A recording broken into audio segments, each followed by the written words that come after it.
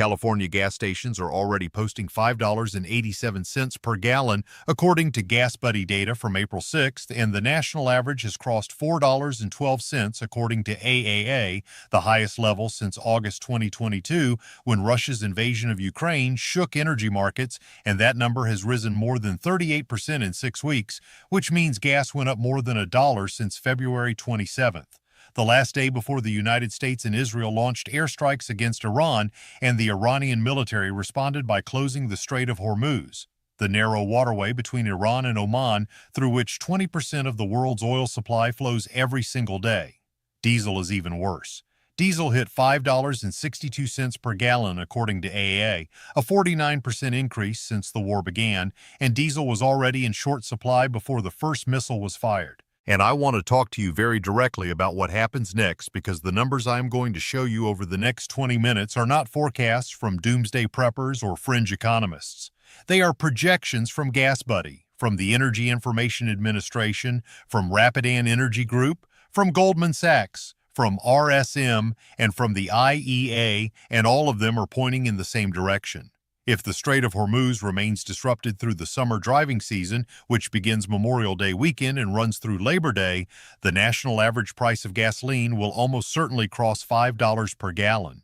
In California, which is already at $5.87, prices will push towards $7 and could exceed $8 per gallon in premium and coastal markets. Patrick DeHaan, head of petroleum analysis at GasBuddy, wrote in a March 30th analysis that gas prices could conceivably hit record levels of $5 per gallon nationally if nobody acts to clear the bottleneck in the Strait of Hormuz, and said the situation was a race against time.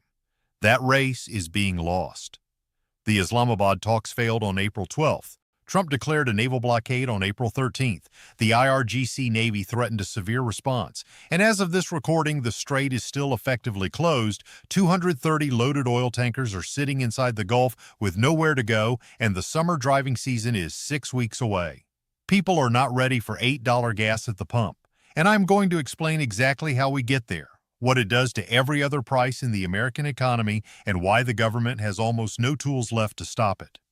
The Strait of Hormuz closure is the largest oil supply disruption in history, and it is not over. Rapidan Energy Group, one of the most respected energy consulting firms in the world, called the initial closure of the Strait of Hormuz the largest oil supply disruption in history.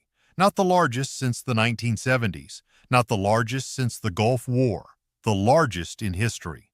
The International Energy Agency used similar language, calling it the greatest global energy security challenge in history. The reason is math. Before the war, approximately 21 million barrels of oil per day transited the Strait of Hormuz. When Iran closed it on March 1st, shipments were restricted by more than 90%.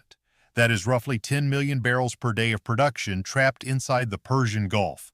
Brent crude, the global benchmark, surged from approximately $70 per barrel before the war to $118 per barrel at its peak at the end of March. Even after the ceasefire announcement on April 8th, oil remains around $97 per barrel, still nearly 40% above pre-war levels. And the ceasefire, as I documented in a previous video, has already collapsed. By April 9th, ships were still being prevented from passing through the strait. Iran began charging tolls of over $1 million per ship for passage. Abu Dhabi National Oil Company CEO Sultan Al-Jaber said the strait was still not open and that Iran was restricting and conditioning traffic. The Islamabad talks between the U.S. and Iran failed on April 12th. Trump declared a U.S. naval blockade of the Strait of Hormuz on April 13th. Iran's IRGC Navy warned that any military vessel approaching the strait would be considered a ceasefire violation and would meet a severe response. And according to at least one report, Iran has lost track of mines it planted in the waterway, meaning it may be physically unable to fully reopen the strait even if it wanted to. Gulf Arab oil producers have already started cutting production because they are running out of storage capacity for crude that cannot be exported through the blocked waterway. Saudi Arabia's largest refinery was targeted by drone attacks. Qatar's LNG export facilities were hit. More than 80 energy facilities across the Gulf were damaged, with the IEA reporting that over a third were severely damaged and could take up to 2 years to restore. The oil supply disruption is not a potential risk. It is a current reality that has been in effect for 7 weeks and has no resolution timeline. And every week that the strait remains disrupted is another week of upward pressure on crude oil prices, which translates directly to upward pressure on gasoline prices at every gas station in America. Summer driving season starts in 6 weeks and gasoline demand is about to spike into a supply that is already broken. Every year between Memorial Day and Labor Day, American gasoline consumption surges by approximately 5 to 10% as families take road trips, vacations, and daily driving increases with longer daylight hours and school breaks. Refineries typically ramp up production in March and April to build gasoline inventories ahead of the summer demand surge. This year, that ramp-up has been disrupted by the Iran war. Refineries that depend on imported crude, particularly the heavy sour grades that Gulf Coast refineries are configured to process, are facing supply uncertainty that has slowed their pre-summer production buildup. The EPA has already taken the extraordinary step of temporarily waiving restrictions on the sale of E15 gasoline, a fuel blend containing 15% ethanol, to try to increase available supply. Vice President J.D. Vance publicly told consumers to expect a rough road ahead on gas prices. Lee Zeldin, head of the Environmental Protection Agency, told reporters at the S&P Global CERAWeek conference that the administration foresaw potential for a disruption to the American fuel supply. That is not a warning from a critic. That is the head of the EPA standing at a major energy conference and publicly acknowledging that the American fuel supply is at risk. And the seasonal factors that drive summer gasoline prices higher every single year regardless of geopolitical conditions are about to collide with the worst supply disruption in the history of the global oil market. Gasoline prices do not have to stay where they are. They have every structural, seasonal, and geopolitical reason to go higher. And the trajectory from $4.12 today to $5 nationally is not a leap. It is a continuation of the same trend that has been uninterrupted since February 27th. The trajectory from $5 nationally to $6 in high-cost states is equally predictable because the premium that states like California, Hawaii, Washington, Oregon, Nevada, and parts of New England pay above the national average is structural and does not compress during a supply crisis. It widens. California already pays approximately $1.75 more than the national average under normal conditions because of its special gasoline blend requirements, its lack of pipeline connections to Gulf Coast refineries, and its higher state gas taxes. When the national average hits $5, California hits $6.75. When the national average hits $6 during a sustained Hormuz disruption that extends through July and August, California hits $7.75 to $8. And premium gasoline, which already carries a 50 to 80 cent per gallon markup over regular, would exceed $8 in dozens of California markets and potentially approach $9 in remote or island locations like Hawaii. Those are not hypothetical numbers. They are arithmetic. And the problem is not just price, it is supply. California has been losing refinery capacity for years. Energy economist Philip Verleger wrote in a note reported by Reuters that the U.S. West Coast will become the poster child for the consequences of the attacks on Iran. UC Berkeley energy economist Severin Borenstein noted that the state's shrinking refinery base means global shocks land harder in California than elsewhere in the country. No new greenfield refinery has been built anywhere in the United States since 1977. The refineries that exist are aging, operating at approximately 90% utilization under normal conditions, and have virtually no spare capacity to ramp up production during a crisis. When a single major refinery goes down for unplanned maintenance, regional prices spike within days. The Phillips 66 refinery closure in Los Angeles in 2025 removed 139,000 barrels per day of capacity from the California market permanently. That capacity was not replaced. It was simply subtracted from the available supply in the state with the highest gasoline consumption in the country.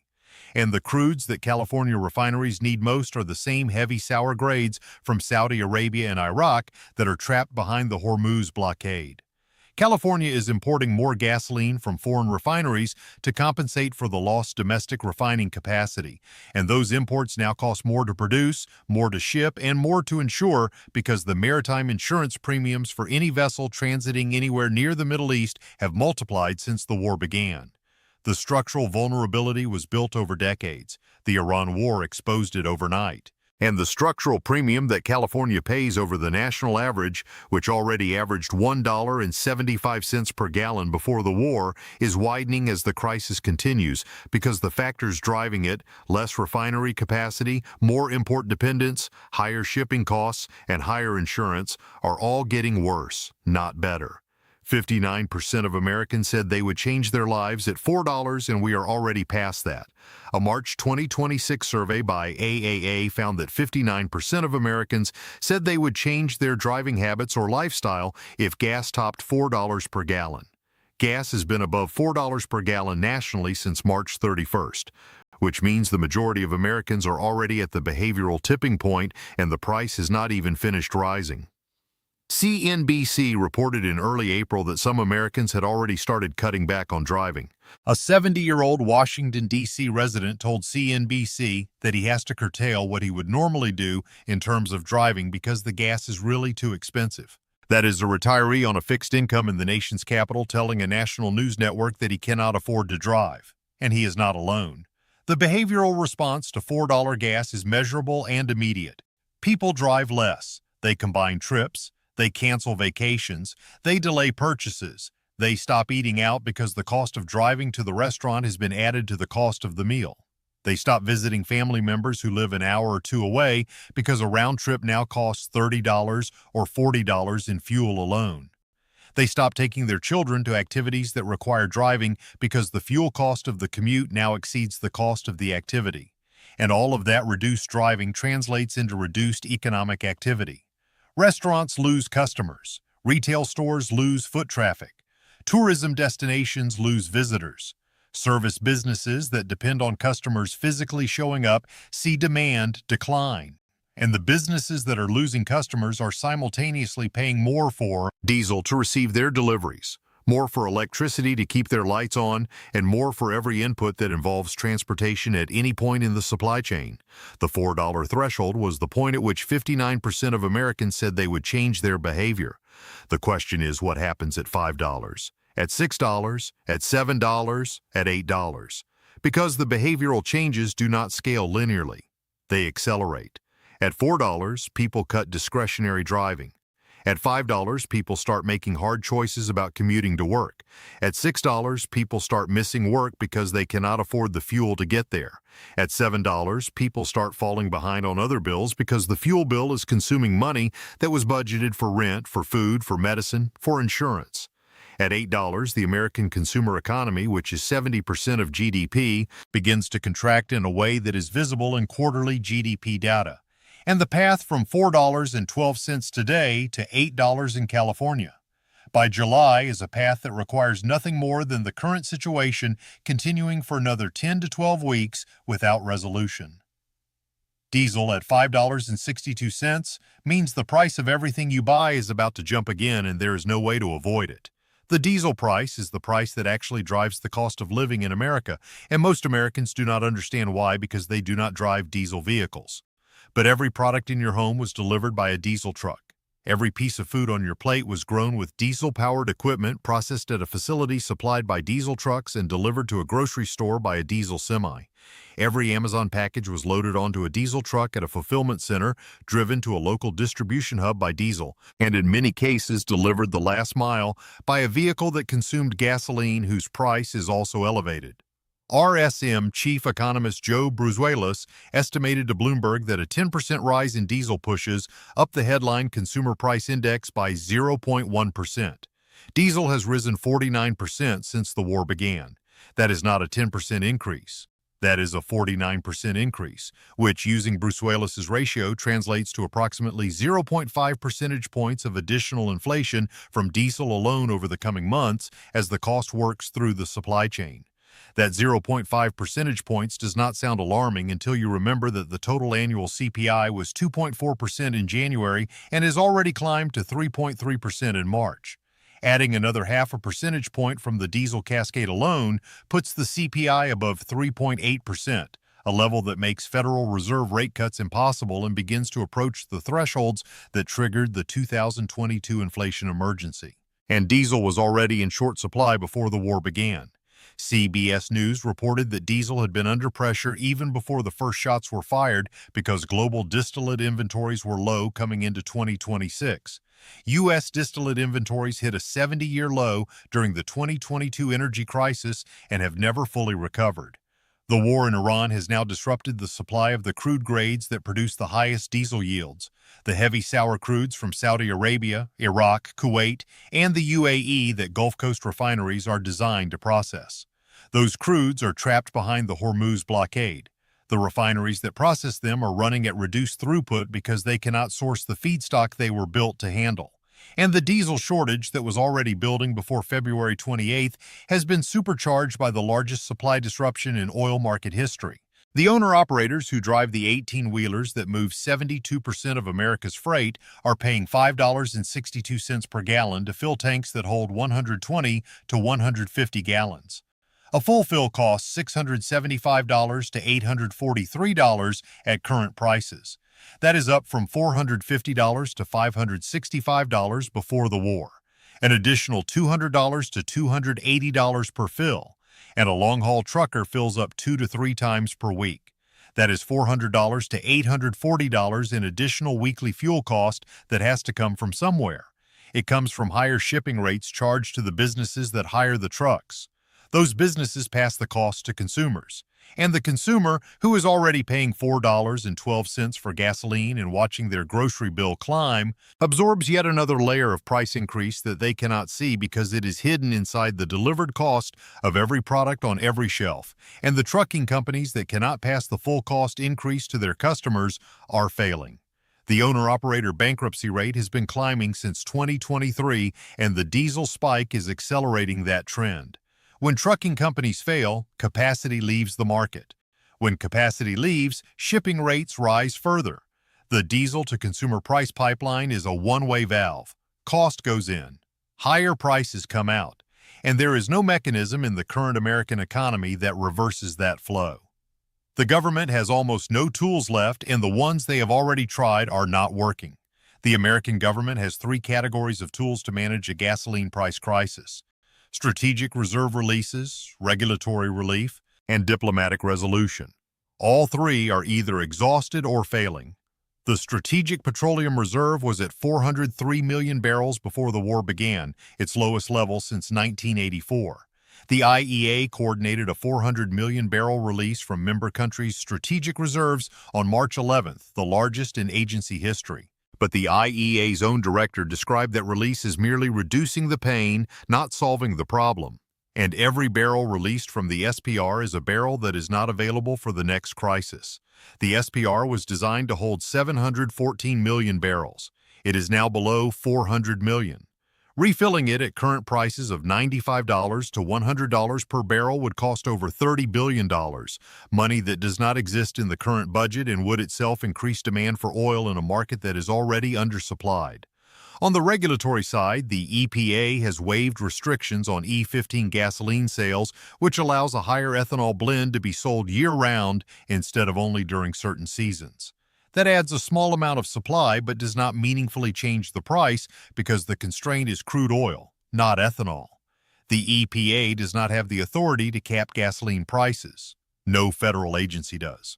Price controls on gasoline have not been used in the United States since the 1970s, and the experience with price controls during that era, which created gas lines, rationing, and black markets, has made both parties unwilling to revisit them. On the diplomatic side, the ceasefire was supposed to be the resolution. It was announced on April 8th. By April 12th, the Islamabad talks had failed. By April 13th, the president declared a naval blockade. The IRGC threatened a severe response, and the strait is still effectively closed. There is no active diplomatic channel producing progress toward reopening the Strait of Hormuz. There is a military confrontation, and military confrontations in the world's most important oil choke point do not lower gasoline prices. They raise them. The fundamental reality is that the American government cannot meaningfully reduce gasoline prices without either reopening the Strait of Hormuz, which requires a diplomatic agreement with Iran that does not currently exist, or producing enough additional domestic oil to replace the lost supply, which requires a time horizon of years, not weeks, and contradicts the EIA's own forecast that domestic production will decline in 2026 and 2027. The government has told you that prices will come down. Vice President Vance promised the spike is temporary and prices will fall after the war is ended. But the war has not ended. The ceasefire failed, the talks collapsed, and the naval blockade is escalating, not resolving the crisis. And the global context makes the domestic picture even worse. The Philippines declared a national energy emergency on March 24th, the first country in the world to do so following the Iran war. India imposed export duties on diesel and aviation fuel to protect domestic supply. Germany, the UK, and Italy are at the highest risk of recession in Europe due to energy costs. European chemical and steel manufacturers have imposed surcharges of up to 30%. Shell warned that Europe could face a fuel shortage. Australia initiated panic fuel management protocols. Japan is drawing down its massive 470 million barrel strategic reserve. The entire world is scrambling for the same limited supply of crude oil that is not trapped behind the Hormuz blockade. And every barrel that Japan or India or Germany secures from non-Gulf sources is a barrel that is no longer available to American refineries that need it. The competition for non-Hormuz crude is a global scramble with dozens of countries bidding against each other. And the countries with the deepest reserves and the most strategic relationships with non-Gulf producers are winning that competition. The United States, which was supposed to be energy independent, is discovering in real time that energy independence was always a slogan that described an average, not a reality. America produces more crude oil than it consumes in total, but it produces the wrong kind of crude for many of its own refineries. And the crude it needs, the heavy sour grades from the Gulf, is the crude that is blocked. The headline of energy independence masks the operational reality of energy dependence on specific grades, specific refineries, and specific shipping lanes that are all under simultaneous stress. What $8 gas does to the American household budget and why the damage is permanent even when the price eventually drops. The average American household drives approximately 28,000 miles per year across all vehicles. At an average fuel economy of 25 miles per gallon, that is 1,120 gallons of gasoline per year. At $3 per gallon, the pre-war price, that household spent $3,360 per year on gasoline. At $4.12, the current national average, that same household is spending $4,614 per year. That is an additional $1,254 per year or $105 per month that has been extracted from the household budget since February 27th. At $5 per gallon, the spending rises to $5,600, an increase of $2,240 over the pre-war cost. At $6 per gallon, it is $6,720, an increase of $3,360. At $7, it is $7,840, an increase of $4,480. At $8 per gallon, which is where California is heading if the disruption continues through summer, the annual fuel cost is $8,960, an increase of $5,600 over the pre-war level. $5,600 per year in additional fuel cost alone. That is $467 per month. That is more than the average car payment in America. That is more than the average household's monthly grocery budget in some regions. That is a full month's rent in many rural and small-town markets, and the damage does not reverse when the price eventually drops. Because during the months of elevated prices, the household is drawing down savings, accumulating credit card debt, deferring maintenance, skipping medical appointments, canceling insurance coverage, and making emergency budget cuts that create cascading consequences for months or years after the price recedes. The credit card balance accumulated at 23% APR during a 3-month period of $6 gas does not disappear when gas drops to $4. The medical appointment that was skipped does not unskip itself. The retirement contribution that was paused does not unpause with compound interest restored. The car maintenance that was deferred does not reverse the engine damage that occurred during the months it was deferred. Jeremy Siegel, senior economist at WisdomTree, noted that gasoline is the most visible price in the economy for consumers, and when that price jumps, it hits psychology immediately. But the psychological damage is only the beginning. The financial damage, the health damage, the retirement damage, and the vehicle damage are material, measurable, and in many cases, permanent. The American household that spends the summer of 2026 paying $6 to $8 per gallon will arrive at fall in a weaker financial position than it entered spring, regardless of what happens to oil prices in September. The damage will have been done. The recovery will take years. And nobody in Washington is telling families to prepare because telling them to prepare would require admitting that the war they never voted for is about to cost them thousands of dollars that they do not have. And I want to talk specifically to the Americans over 55 who are watching this because you are the demographic that is most exposed to what $8 gas does to a household budget. You are more likely to be on a fixed income. You are more likely to live in a rural or suburban area where driving is not optional. You are more likely to drive an older vehicle with lower fuel economy because the price of a new fuel-efficient vehicle, which has risen to an average of $50,000, is out of reach. You are more likely to be heating your home with fuel oil, which has increased even faster than gasoline. You are more likely to depend on Social Security, whose cost of living adjustment was 2.8% for 2026 and has already been consumed by the Medicare Part B premium increase and the food price increases that preceded the war. The additional $105 per month that $4.12 gas is already costing you compared to pre-war prices is money that was not in the COLA. The additional $467 per month that $8 gas would cost is money that does not exist in any retirement budget in America.